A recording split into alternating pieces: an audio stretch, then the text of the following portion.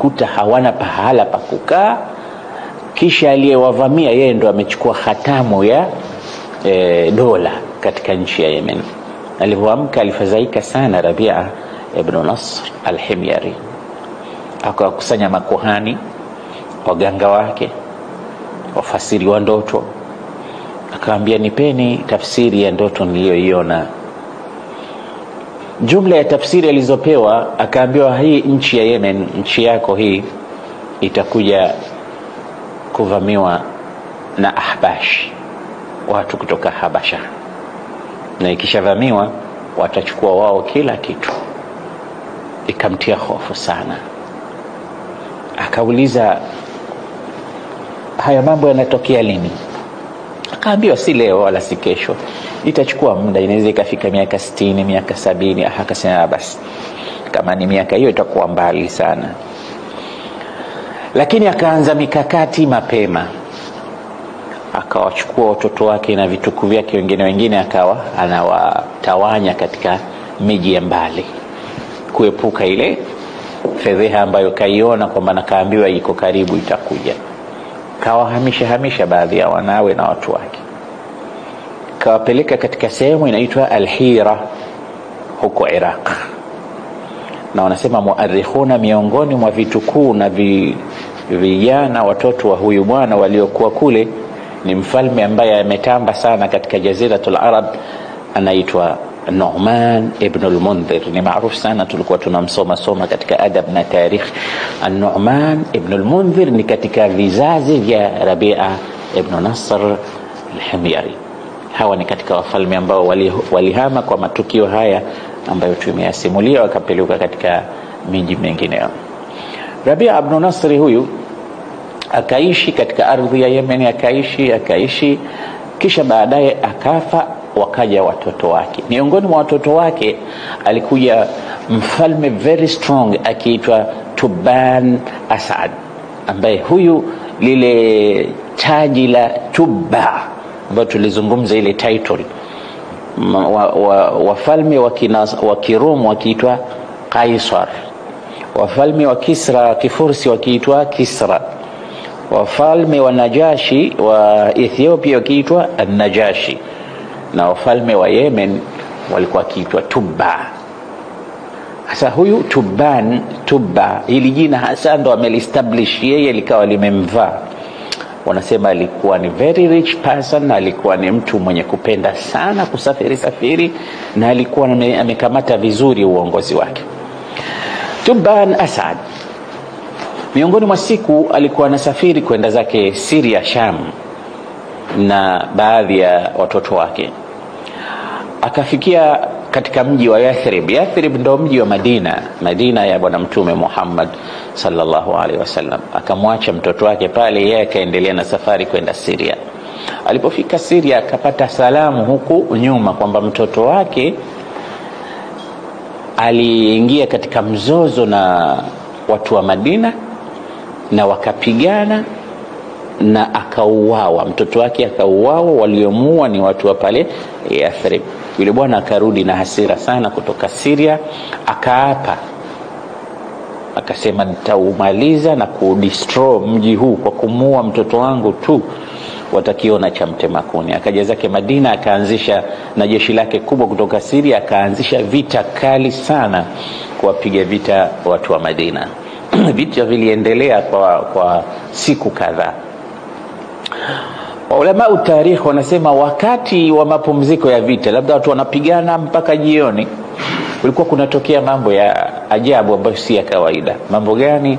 Watu wa Madina walikuwa wanawapelekea chakula watu wa Tuban Asad, jeshi lake. Sasa amiri jeshi ambaye ni yeye alikuwa anashangaa, watu tunapigana nao vita, alafu tukiwa tunapumzika wanatuletea chakula, inakuwaje?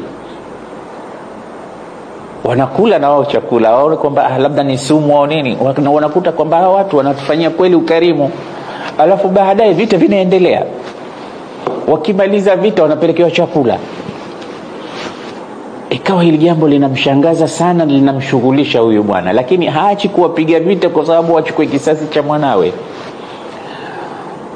Akauliza watu wanaoishi pale, kaambia hapo pia watu ulama. Sasa katika maisha ya Madina kulikuwa na ahbar wa Kiyahudi ambao mtume aliwakuta Mayahudi kama tulivyosema, Banu Nadhir, Banu Qainuqa, Banu Quraidha, walihama kutoka Syria wakaja zao wakaishi sana pale Madina, na baadaye wakaishi Khaybar na sehemu nyinginezo.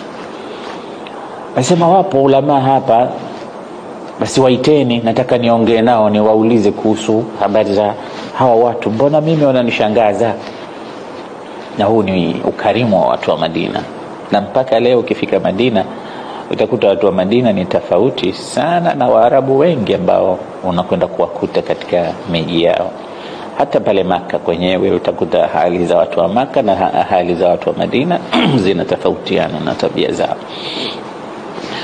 Wale Mayahudi wanachuoni wawili wa Kiyahudi walipokuja kukutana na mfalme yule Tuban Asad,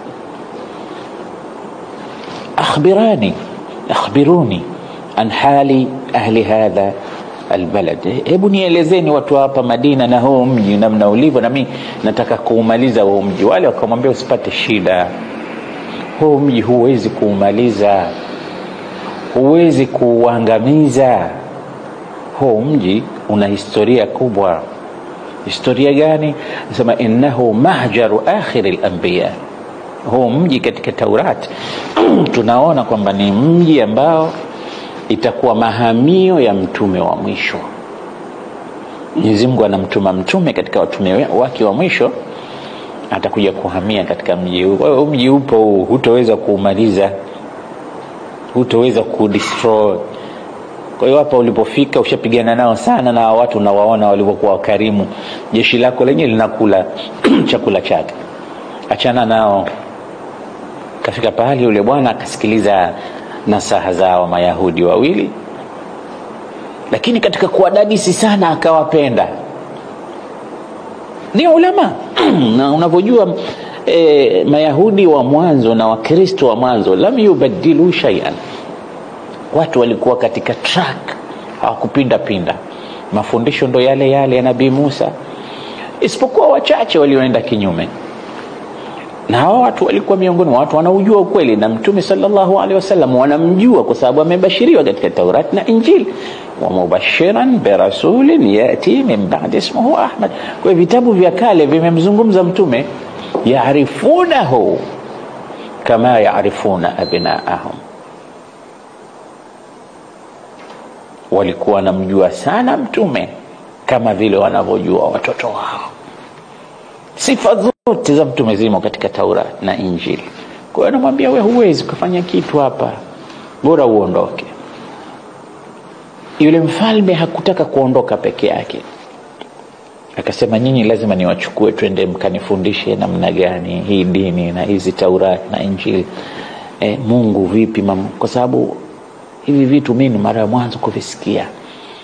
Akaondoka Madina akiwa pamoja na hawa ahbari al-Yahudi wawili, Hibr au Hibrani min ahbari al-Yahudi. Wakaja zao kutoka Madina mpaka Maka. Karibu na Maka likaja kabila la Hudhail, likakutana na huyu mfalme Tuban Asad. Wanasema muarrikhina watu wa Hudhail walikuwa wanawachukia sana watu wa Yemen, na walikuwa pia wanawachukia sana Makuraish, kabila la Quraish. Walipomwona mfalme mwenye nguvu, mwenye jeshi wa Yemen ni adui yao, lakini wakataka kuwachonganisha na watu wa Makuraish ambao pia ni maadui zao na huyu mfalme. Wakamwambia mfalme, tunataka kukupa surprise ya zawadi kubwa, utaondoka nawe kwenda Yemen. Nini? Asema watu wa mji huu hapa wa Maka wana nyumba wanaiabudu, ndani ya ile nyumba kuna kunuz min adh-dhahab laali, kuna mambo makubwa. Na kweli kulikuwa kuna dhahabu nyingi, kwa sababu wao wakiitakidi kwamba kuna miungu wao nini, watu wakija na mali wakizitia pale wanawapa miungu. Kwa hiyo nasema hii nyumba hii, yani al-Kaaba, imejaa dhahabu, imejaa jawahir mbalimbali zipo hapa.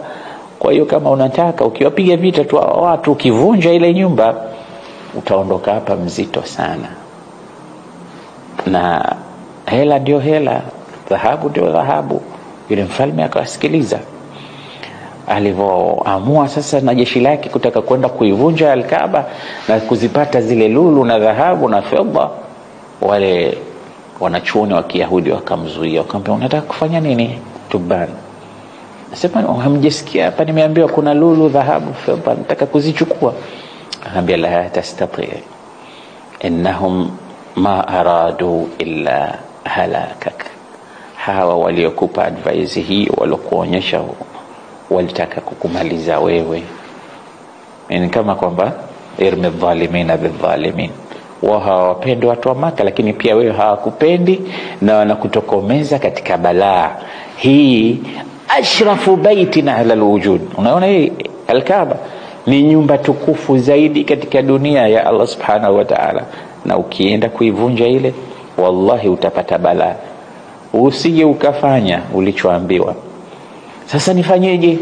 Anasema unachotakiwa kufanya kwenda kuitufu ile nyumba, kuiheshimu, kuizunguka, lakini si kuivunja.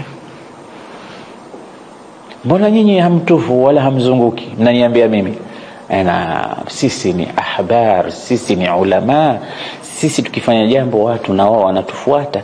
Sisi hatutufu kwa sababu ile Al-Kaaba imezungukwa sasa na masanamu, watu wanaabudia vitu vingine sio kwa Allah. Kwa hiyo kama tunafanya kitu sisi, watu watakuwa wanatuona sisi ndo kudwa. Kwa hiyo kuna sababu sisi hatufanyi tawafu, hatufanyi ibada, kwa sababu ibada zimechanganywa na vitu ambavyo sio vya. Lakini wewe ni mfalme, wewe si kama mwanachuoni, wewe mambo yako ni tofauti na sisi. Kwa hiyo kama unaenda kutufu na watu, wewe kaitufu, itukuze ile nyumba, lakini usivunje. Basi akachukua nasaha za wale watu wawili kama advisor wake, chief advisor, akatufu Al-Kaaba. Watu wa Maka wanafurahi, wanaona mfalme wa Yemen leo yupo pamoja nasi, anatufu Al-Kaaba, anaitukuza nyumba yetu. Na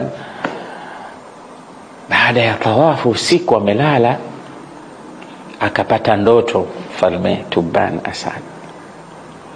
Baada ya ndoto ile kuiona, na ndoto ilikuwa ameota anaivisha Al-Kaaba nguo.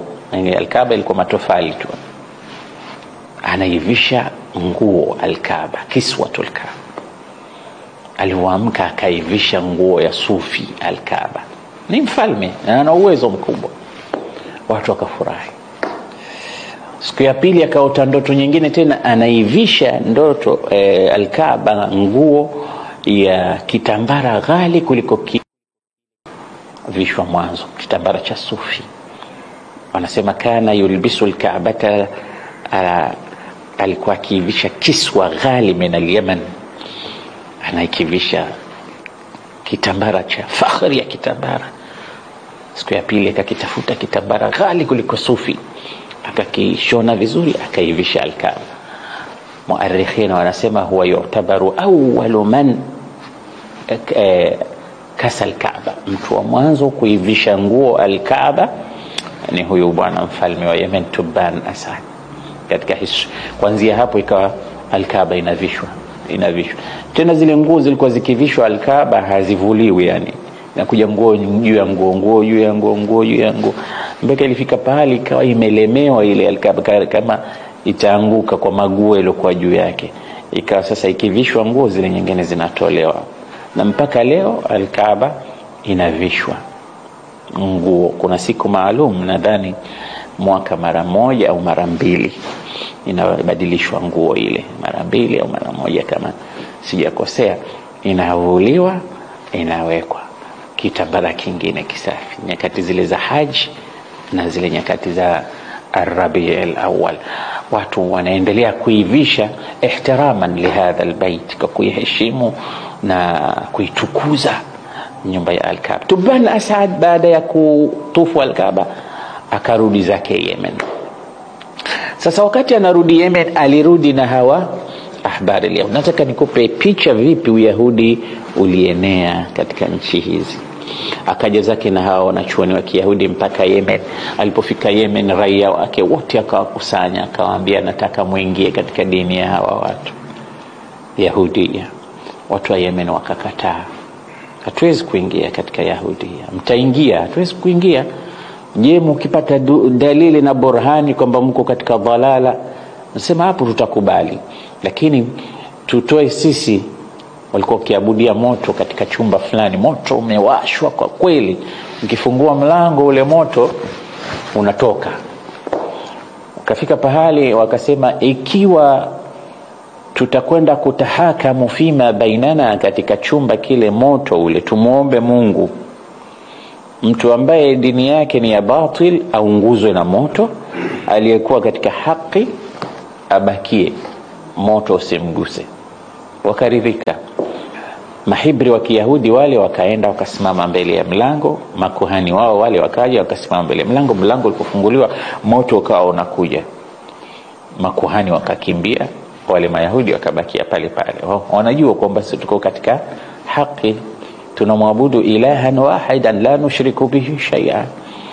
Wale walipokimbia watu wao wakaanza kuwalaumu, mbona mmeondoka, mmetukimbia, mmetuaibisha, hala thabattum, tuone nani yuko katika haki. Siku ya pili wale wakakubali, wakasema leo hatukimbii.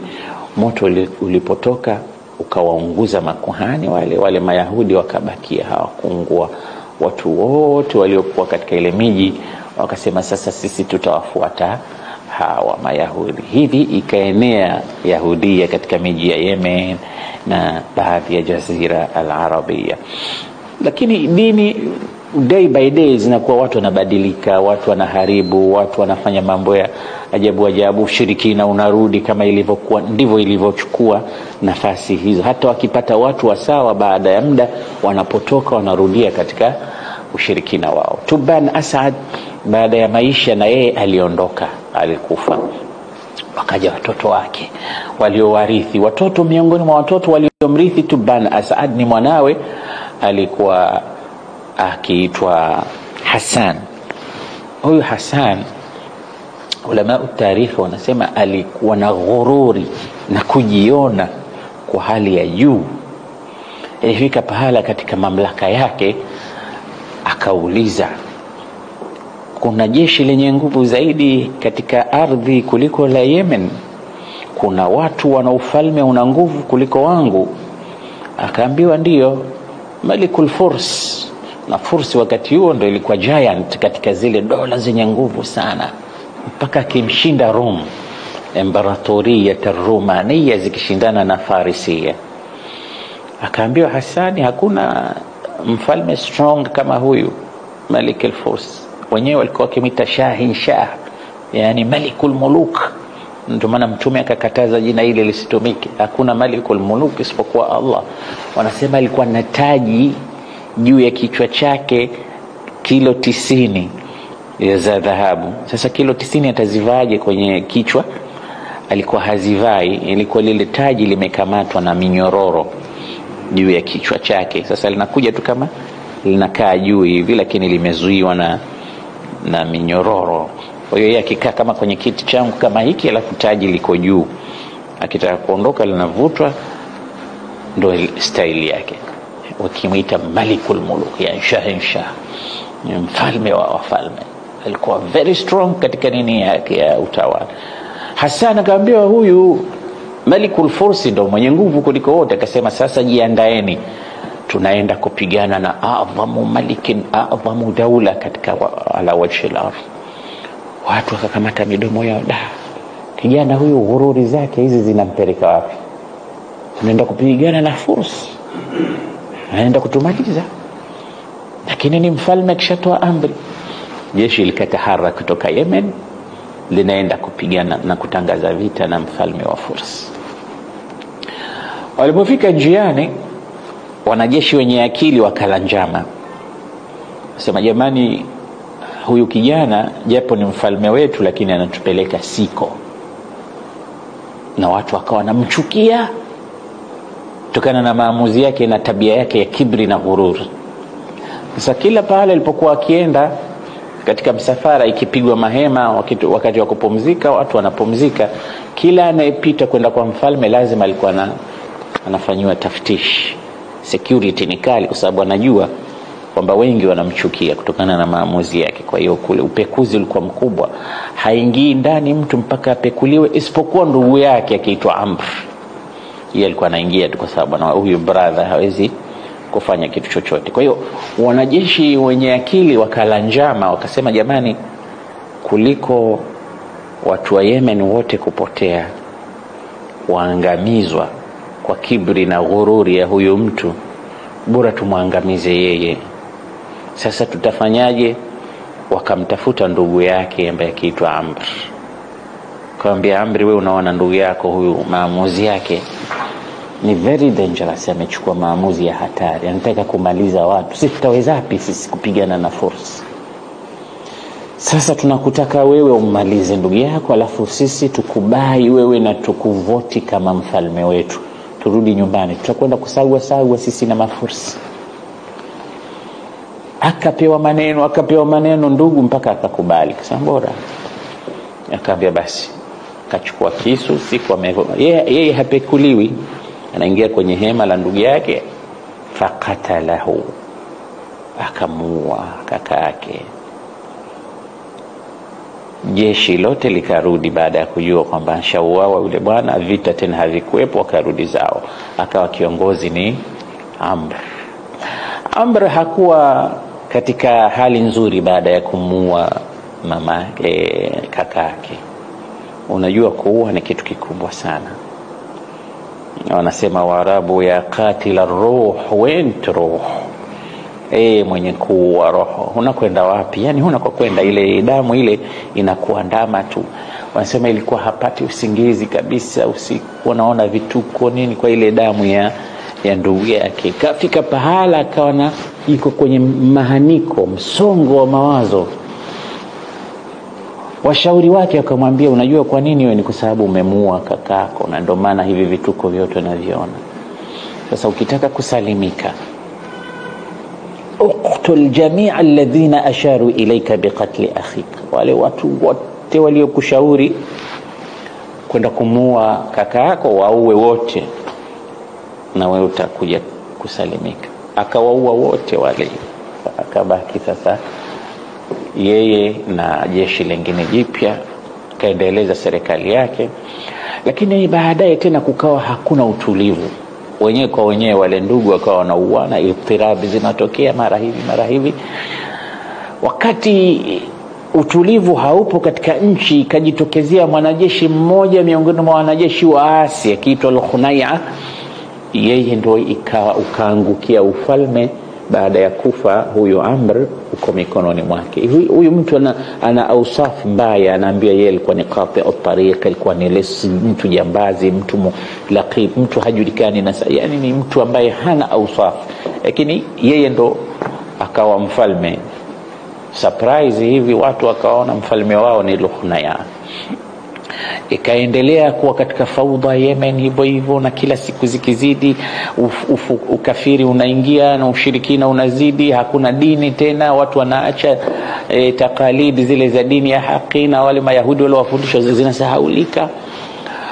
Wakati huyu Al-Khunai'a yuko katika uongozi wa kuikamata zimami ya makalidi ya Yemen, akatokezea moja katika watoto wa Bani Asad akiitwa Dhu Nawas au Dhu Nawas. Mfalme huyu akairudisha himaya au mamlaka ya Yemen katika mikono ya kizazi cha Rabia ibn Nasr na mwanawe Tuban Asad. Akawa yeye sasa ndo mfalme wa Yemen. Wakati mfalme wa Yemen ni Dhu Nawas, katika kijiji cha Najran kule kulitokea matukio makubwa sana. Miongoni mwa matukio haya kulikuwa na rahib ni kama watawa au watu wa dini wa Manasara. Nasema hizi dini zimekuja zikabadilishwa mambo mengi, lakini ni dini zilizokuwa zikifuata tauhid kama vile ambavyo ni maamrisho ya mitume wote katika vitabu vyao. Kulikuwa na rahib anaitwa Fimion. Huyu Fimion wanasema alikuja kwa kutangaza dini yake ya Kinasara katika nchi za Afrika. Sasa wakati yuko katika matembezi yake ya kutangaza dini, akakamatwa na iswaba ya maharamia. Watu wakamchukua, wakamfunga, wakampeleka, wakampiga bei kama mtumwa, wakamuuza katika mji wa Najran. Akanunuliwa kule na bwana mmoja, ikawa kama mtumwa. Sasa wakati ameuzwa kama mtumwa, akawa si mtumwa wa kawaida au si mtu wa kawaida katika nyumba ya yule bosi wake, akawa anamwabudu Mwenyezi Mungu mmoja wahdahu la sharika la. Unasema ya Masihia, Nasrania, sio wote wale walikuwa wanasema Yesu ni mwana wa Mungu au Mungu ni utatu. Wapo waliokuwa wako katika tauhid na wanatambua kwamba Allah ni mmoja, mtume Musa Isa ni mtume wa Mwenyezi Mungu, Isa ni mtume wa Mwenyezi Mungu na anakuja mtume wa mwisho baada ya hao wote.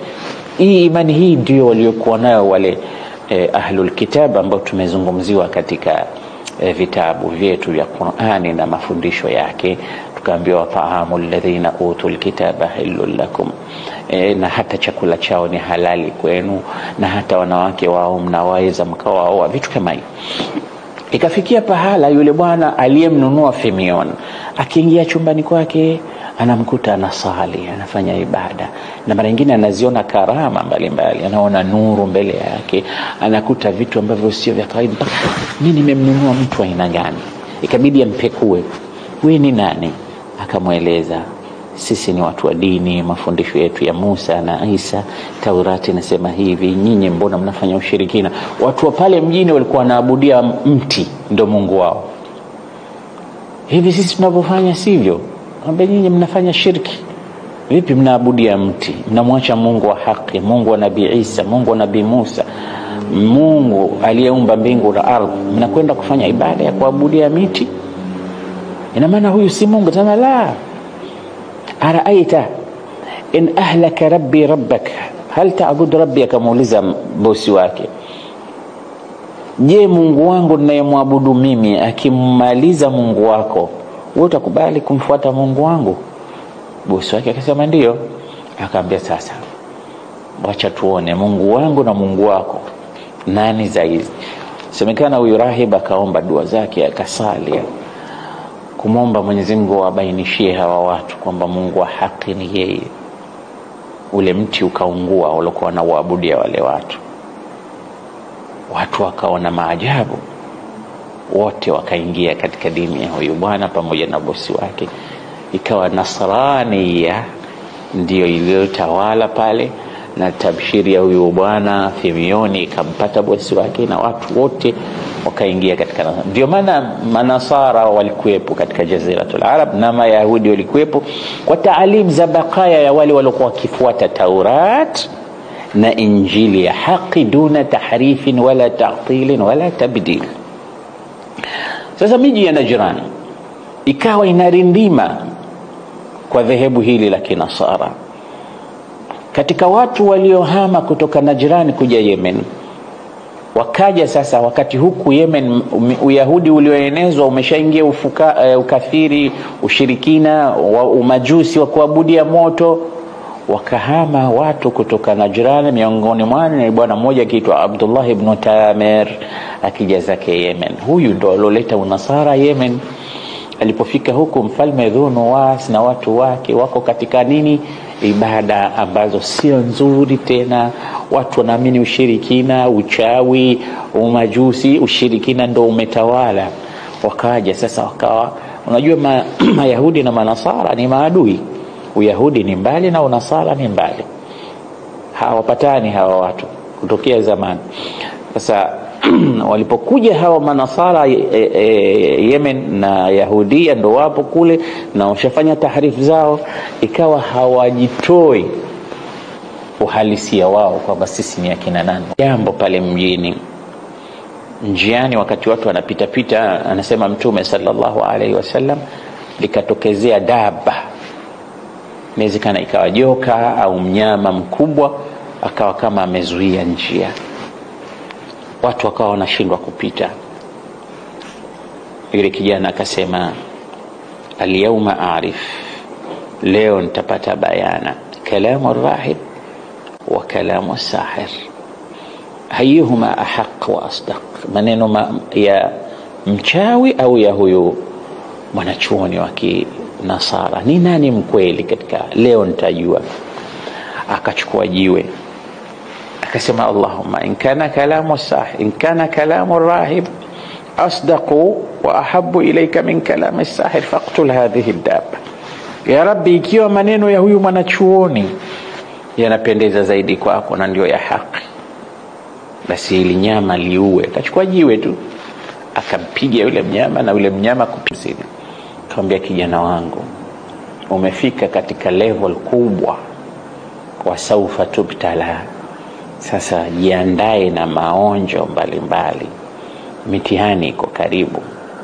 Na nakwambia, ikikufika siku yoyote mitihani mpaka ukawatocha, ukapigwa, fala tadulla alai, usiwaambie watu kuhusu mimi, wafiche. Huu utakuwa mtihani sasa. Lakini haya ulioyafikia, karama hizi ulizozionyesha, mbele kuna mitihani. Ili kijana akaendelea kuishi. Ikawa sasa watu wamemtambua kijana fulani, kijana fulani. Watu wenye shida zao wakawa nawaendea, wanasema akiwaombea dua wanapona, walikuwa na matatizo mbalimbali, Mwenyezi Mungu anawatatulia. Mpaka waliokuwa akmaha al-abras, watu hawaoni, vipofu, anawaombea dua kwa Allah subhanahu wa ta'ala na wanaona. Miongoni mwa walioombewa dua, wanasema mtume alikuwa ni Jalisul Malik, mmoja katika watu wa karibu sana na mfalme. Wakikaa na mfalme, alikuwa yeye jicho lake halioni, alikuwa kipofu. Aliposikia habari za huyu kijana, akampelekea mazawadi chungu nzima, mali, hizi zote ni zako kijana, na mimi uniponye. Yule kijana akamwambia, mimi si kazi yangu kuponya, mimi siponyi watu. Innama alladhi yashfi Allah, innama Allahu huwa alladhi yashfi, Mwenyezi Mungu ndo mwenye kuponya watu. Sasa wewe, in amanta billahi da'awtu Allah fashafak, kama utamuamini yeye, sio mimi, muamini yeye, mimi nitamuomba yeye, atakuponya. Mfalme akaamini. Alipoamini mfalme, kijana akamwombea dua, jicho lile likarudi, likawa linaona. Akarudi zake kwa mfalme. Siku hiyo anakaa mbele ya mfalme, anamuona macho yake ni mazima. Mfalme alikuwa ashaanza kusikia tetesi za kuhusu huyu mtoto. Anamuuliza jalisuhu, man alladhi radda ilayka basarak, wewe mbona unaona? Dokta gani aliyekurudishia macho yako? Anasema, Allah huwa alladhi radda ilayya basari, Mungu ndo alofanya kazi. Una Mungu mwingine sio kwa Mungu wetu sisi? Anaambia, Mungu Rabbi wa rabbuka Allah, Mungu wetu sote ni Allah. Hapana, hapana, sisi ibada yetu, dini yetu nyingine. Utarudi katika dini yako ile ile au tutakumaliza. Ni nani aliyekufanyia haya mambo? Akaadhibiwa mpaka akamtaja yule mtoto. Yule mtoto ndo alonifanyia haya mambo, mimi nikapona. Sasa hayarudi katika dini yako. Akakataa kurudi Jalisul Malik, akauawa. Tena kuuawa kwenyewe, mtu anakatwa vipande viwili, kimoja kinaanguka huku, iwe somo kwa wengine, mnafuata dini mpya, watu waogope. Akauawa Jalisul Malik, akafuatwa kila aliyekuwa anamfuata huyo mtoto akawa anauawa, mpaka mtoto mwenyewe akafuatwa. Haya mtoto, we kijana, tuambie umeyapata wapi haya? Abalagha bika min as-sihri hadha al-mablag. Sasa wanaona ni ule uchawi tu alofundishwa na ule mchawi aliyekufa baadaye. Anaambia, uchawi wako umefika kiwango unawarudishia watu macho yao, unawaponya wagonjwa waliokuwa na mambalanga, umefanya uchawi kama huu? Akaambia, la, si uchawi wala mimi si kazi yangu, mimi siponyi watu. Inna Allah walladhi yashfi wa yubri'u al-akmaha wal abra, Allah ndo kazi yake hiyo. Watu wakimwamini Mungu wanapona, sio mimi wala ni dua hizi naomba kumwomba Allah jalla jalla. Hapana, tuambie alokufundisha hivi nani?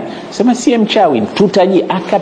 Akateswa mpaka fadalla ala rahib, akasema yupo bwana fulani ndo alonifundisha hivi vitu. Uchawi, mambo haya yote mimi sikuyapata kwa mchawi, nimeyapata kwa yule rahib. Akafuatwa rahib, rudi katika dini yetu, njoo katika dini yetu. Akakataa. Thabati, akapasuliwa pande mbili. Manashir, watu wanakatwa kwa msumeno.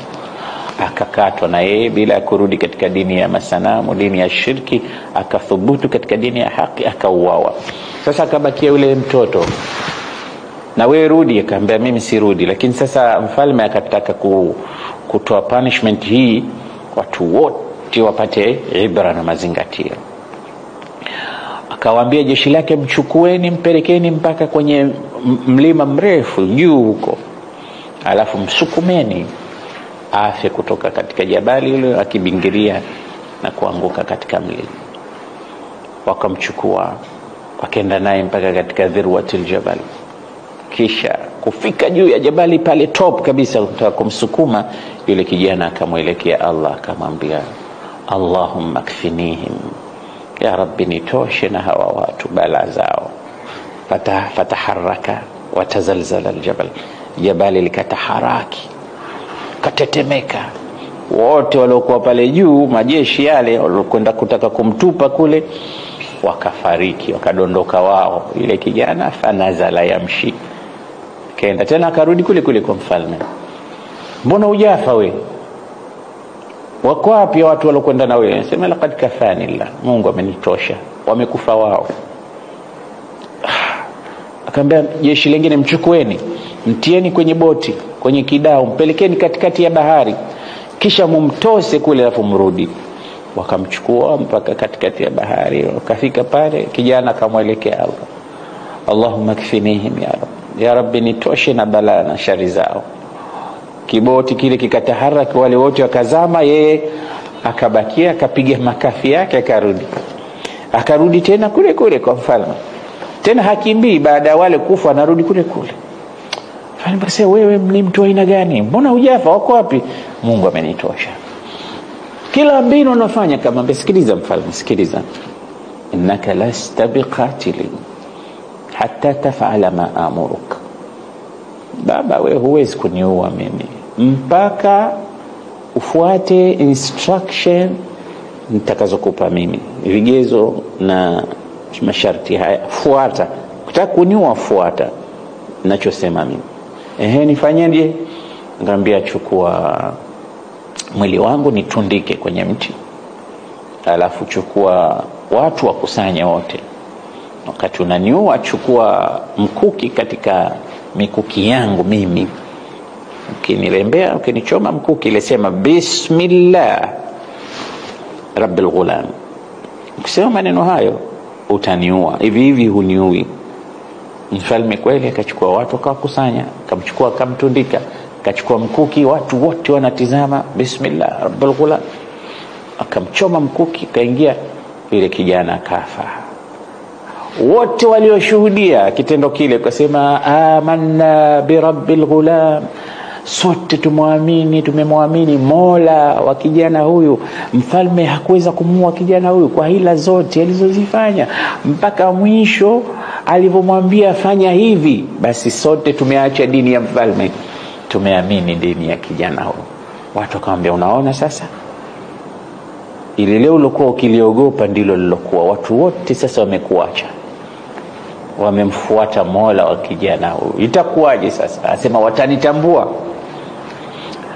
Wakachimba mashimo sasa, jeshi lake na mfalme ukachimba mashimo, akhadid au ukhdudi zikachimbwa, ukawashwa moto. Akaba kila aliyeingia katika dini ya kijana huyu rabbul ghulam, mtieni katika moto. Watu wakawa wanaletwa makundi, utarudi katika dini? Hutaki? Sitaki, motoni. Wakati wa motoni, wanatiwa motoni. Nasema mpaka amekuja mama na mtoto mgongoni. Mama anataka kurudi nyuma kwa sababu ya mtoto. Mtoto mdogo huyu, dhambi kosa lake nini? Bora nikubali miungu wao kumuokoa mtoto.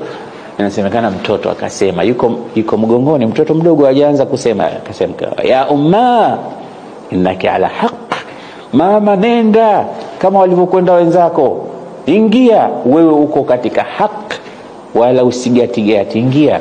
Mtoto akasema. Watu wakarushwa motoni. Muarikhina wanasema zaidi ya watu 20,000 waliosilimu, wote wakapigwa moto, hakurudi hata mmoja katika ukafiri. Allah kakisimulia kisa hiki katika Qur'an. anasema was-samaa'i dhatil buruj wal yawmil maw'ud wa shahidin wa mashhud qutila ashabul ukhdud an-nahri dhatil waqud idhum 'alayha qu'ud wa hum 'ala ma yaf'aluna bil mu'minina shuhud وما نقموا منهم إلا يؤمنوا بالله العزيز الحميد. أصحاب الأخدود ni hawa watu wa mashimo haya yaliyochoma. Kisa hiki sasa yote nimeyataja, inawezekana baadhi ya historia na ni mara nyingi sana katika tarikh hakuna ushahidi wa kisahihi, hakuna ushahidi kwamba hapa hizi hadithi ni sahihi au ni tarikh, ni historia juz'un kabirun, hatuwezi kutathabat ma sihhatu hadha, lakini zipo baadhi yake ni sahihi kama ambazo Mtume sallallahu alaihi wasallam amezizungumzia. Ni history, nataka tuje tukitengeze skeleton au mwili wa hili jambo letu la sira ambalo tunataka kwenda kuizungumzia sira ya bwana Mtume Muhammad sallallahu alaihi wasallam. Na muarrikhina mara nyingi hawakufanya i'tina kubwa kama hii. Sio sheria ya halal na haram ukataka yani kila kitu kiwe ni sahihi ghayatu sihha. Mwisho wa siku ni history. Ukiingia katika janib ya history utayajua haya ambayo ninayozungumzia. Kuna watu wengine hawafahamu tofauti kati ya tarikh na fiqhi au upande wa alhalal na haram. Ala kulli hal, kisa hiki ndicho kisa cha ashabul ukhdud waliotajwa katika suratul buruj. Nini lengo la kuuawa hawa watu? Wa manaqamu minhum illa an yu'minu billahi al-aziz al-hamid. Hawakuwatesa, hawakuabudu isipokuwa tu wamemwamini Mwenyezi Mungu mtukufu. Ulimwengu kataharak, 20,000 metupwa katika mashimo mahandaki, wameuawa. Wanasema ulama utarikh, kuna bwana mmoja anaitwa Daus Dhu Thalaban. Huyu alipenya, akakimbia, akaokoka, hakuchomwa, akaenda zake mpaka Sham, akaenda akatoa habari. Watu wa kule Syria, Sham, walikuwa ni Kaisar wa Rum ambao wanadai ni wa Kristo, ni manasara. Ambia watu walikuwa katika dini yenu kule wa manasara wamechomwa moto na mfalme wa kule. Mmekuja, mimi nimeokoka, nimeona kwa jicho langu. La arsaltum juyushan, kwa nini msichukue majeshi? Na nyinyi dola zenu ni kubwa, mwende mkawapige vita wale watu, mchukue kisasi. Kaisar Rum wakati huo akamwambia, kutoka Rum mpaka kwenda Yemen ni mbali, mchukue jeshi hapa, gharama kubwa, siwezi nikafanya hivyo, lakini nitakusaidia.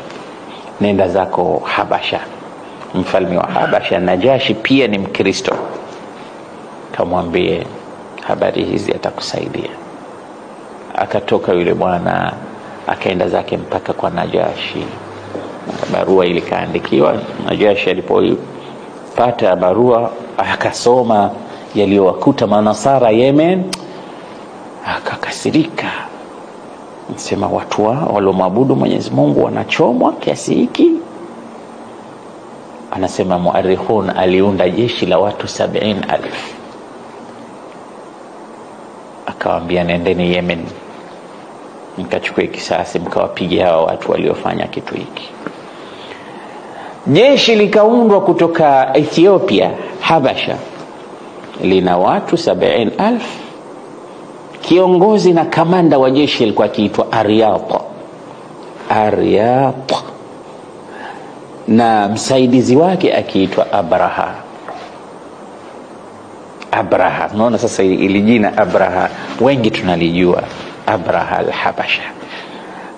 Hapa nilitaka kukupa picha wapi sasa tunaelekea. Nimetaja hii tarikhi yote ina ilaka gani na historia ya bwana Mtume Muhammad sallallahu alaihi wasallam. Wewe umesikia katika sira ya bwana Mtume kazaliwa katika mwaka unaitwa Amal Fil, وسمي عام ولادته عام الفيل لأن ملك الحبشة أبرهة أراد أن يهدم الكعبة. kwa sababu mfalme wa Habasha aliyemtuma Abraha au Abraha alitaka kuivunja Al-Kaaba. Ile jina Abraha unalisikia. Kwa hiyo jeshi lililotumwa kutoka Habasha lilikuwa likiongozwa na mtu anaitwa Aryat, commander chief wa jeshi hili, na mwanajeshi msaidizi alikuwa akiitwa Abraha. Wakaja zao wakavuka maji, unajua jazira la Arab kutoka Ethiopia unavuka na sufun, kaingia mpaka Yemen, wakaenda kukutana na Dhunwas. Vita kali katambwana, watu walipigwa vita Yemen, jeshi la Dhunwas likasambaratishwa, na yeye mwenyewe hakukamatwa, wanasema wala hakuuawa, bali alipoona sasa anashindwa akaenda akajitosa baharini, kama atagharika, akafa kwa kughariki katika maji. Jeshi la Yemen likashindwa, khitamu ya dola ya Yemen ikachukuliwa na mfalme wa Habasha. Hapa ndio mwanzo wa kuona kwamba utasikia jeshi la Mahmud kutoka Yemen au jeshi la tembo limetoka Yemen au limetoka Habasha, au mfalme wa Yemen kataka kuja kuivunja Al-Kaaba. Yote hii ni kwa sababu wanajashi walikuja wakavamia Yemen, walikawapiga watu wa kule, wakatawala wao ufalme, wakachukua wao. Abraha pamoja na Aryat wakawa wapo katika ushindi mkubwa wa kuhukumu Yemen. Ikafika pahali wao wenyewe wakaanza kuzozana, watu wawili hao. Unajua tena pahala pakishakuwa na uongozi, marafiki wanageuka na kuwa maadui. Kitu mmepigania wote, baadaye unaanza kuwatenga wenzako. Kishakuwa mafanikio tayari unawafukuza au mnawaua, unawafanyia hila, mbinu mbalimbali. Ndio mambo ya kidunia yanapokuwa, wengi ambao hawana ikhlas. Abraha na Aryat wakawa na makundi sasa. Jeshi hili likawa na makundi mawili. Ikafika pahala wanasema bwana, majeshi mawili haya yote kutoka Habasha yakasimama wajhan biwajhin kutaka kutwangana, wanapigana sasa. Silaha zimeshabebwa, sisi tuongoze, sisi kiongozi mimi Wanajeshi hawa wawili wakubwa, Abraha pamoja na Aryat, wakaambizana, wakazungumza, wakasema kuliko tupigane jeshi lote watu wafe, bora tupigane mimi na wewe tushuke katika mubaraza, atakayeshinda mimi au wewe atachukua yeye uongozi badala ya kuwapiganisha watu. Watu wakaona rai nzuri, kila mmoja katika viongozi akaikubali. Abraha akakubali na Aryat akakubali, wakaingia vitani, wakapigana kwa panga zao, wakapigana. Aryat akaenda akampiga upanga Abraha katika pua, akamjeruhi. Ndio maana Abraha anaitwa Abrahatu al-Ashram. Ashram manake al-majruh, ndio jina la Ashram likatoka pale baada kujeruhiwa. Na mara nyingine mtu akishapata pigo anakuwa shujaa. Abraha alipojeruhiwa kwa upanga ule, akabadilika katika mapigano, akapambana mpaka akamaliza. Aryat akashinda, Abraha akawa yeye ndo kiongozi sasa. Watu wote wakambaye, wakamvutia, akawa kiongozi, mfalme wa Yemen. Baada ya kuwa kiongozi, ikawa ana dhulumu watu, anawafanyia watu ugaidi, anawafanyia watu ubaya. Mfalme wa Habasha mwenyewe sasa, mfalme aliyetuma ile jeshi, Najashi wa kule, akaapa, mimi nasikia huyu bwana anawadhulumu wenzake, na kapigana na wenzake, kamuua Aryat, kamanda wangu niliyemteua, kachukua yeye hitamu ya mambo. Akaapa akasema, nitakwenda mwenyewe Yemen, ni ukanyage mchanga wa Yemen, nikifika nitampiga Abraha vita, kisha nitamnyoa nywele zake, ishara ya kumdhalilisha mbele ya watu. Abraha akazipata salamu kwamba mfalme wa Najashi, mfalme wao, kaapa. Ili bwana likatumia akili kidogo na hikma, akachukua mchanga wa Yemen, akamwambia kinyozi ninyoe nywele zangu. Akamtuma msafiri, safiri nazo, nenda Habasha, mpelekee bwana wangu An-Najashi, mwambie Abraha anakuambia hivi, hadha turabul Yaman wa hadha sha'ri, kiapo chako ulichoapa usijipe shida kwenda Yemen kukanyaga mchanga wake. Mimi nakuletea huko mchanga wa Yemen huu hapa ukanyage, na nywele zangu ulizotaka kuzinyoa nimeshazinyoa mimi mwenyewe, nakuletea. Huna haja kuja huko, yani mimi niko chini ya amri yako, usije huku. Ile roho yake Najashi kidogo ikarudi kwa na huyu bwana kasalima. Basi sasa katika kutaka kuonyesha Abraha kwamba yuko chini ya amri ya mfalme, akatengeza kanisa kubwa kalita Qulais pale Yemen. Lengo lake anasema ile Al-Kaaba kule watu wanaoitukuza na nini, nataka wote mahujaji sasa wahamie huku, waje wawe wanahiji huku. Hili namfanyia mfalme wangu. Ili unajua watu kutaka kujipendekeza kwa wakubwa hufanya baadhi ya mambo kwa ajili ya kuwafurahisha watu. Basi mimi najenga ili bwana wangu huyu afurahi. Maana watu wasende tena Maka kwa ajili ya kufanya ibada zao, waje huku wawe wanafanya ibada zao huku. Miongoni mwa watu wa Nasi kule Maka waliosikia habari hizi wakasema, huyu bwana sasa anatuchokoza. Hii nyumba yetu, nyumba ya Mungu hii, wanataka kuipiga vita kwa staili mbalimbali. Nasikia kumejengwa kanisa huko kubwa Al-Kaaba isizuriwe tena. Akaondoka bwana mmoja kutoka bara Arabu, akaja zake mpaka Yemen, akaingia kwenye lile kanisa, akaenda akafanya haja katika sehemu wanaofanya watu misa pale, kisha akachukua uchafu wake ule kaupaka kwenye kuta zile. Asubuhi watu wakienda kule wanakuta uchafu umetapaka. Yani amekwenda kulidhalilisha. Watu wakauliza ni nani aliyefanya hivi? Wakaambia bwana yupo Mwarabu mmoja katoka Maka huko, ahlun Nasiya, amekuja kufanya haya. Basi na mimi nitakwenda kuivunja nyumba yao Al-Kaaba. Ndipo lilipoundwa jeshi hili ndilo lilojulikana katika tarikh Ashabul Fil, kwa sababu katika jeshi hili Abraha kulikuwa na ndovu mkubwa, na mandovu ndio walikuwa wanatangulia jeshi. Ndovu anaitwa Mahmud aliandamana nao. Hili jeshi likaundwa. Tuliacha hili jeshi linaundwa. Inshallah kesho biidhnillahi tabaraka wa taala, nadhani umeshapata idea malamihu ya kisa cha sira ya bwana mtume, umeshakiona kilivyojitengeza na wapi tumetoka. Na Mwenyezi Mungu inshallah akitupa uhai, kesho biidhnillahi tabaraka wa taala tutaanzia hapa, vipi jeshi la Ashabul Fil lilivyotaharaka kwenda Maka kwa ajili ya kwenda kuivunja Al-Kaaba. Mwenyezi Mungu atujalie min alladhina yastami'una alqawla fayattabi'una ahsana. Aqulu qawli hadha astaghfirullah li wa lakum fastaghfiruhu faya fawza almustaghfirina wa ya najata at-ta'ibina. Wassalamu alaykum wa rahmatullahi wa barakatuh.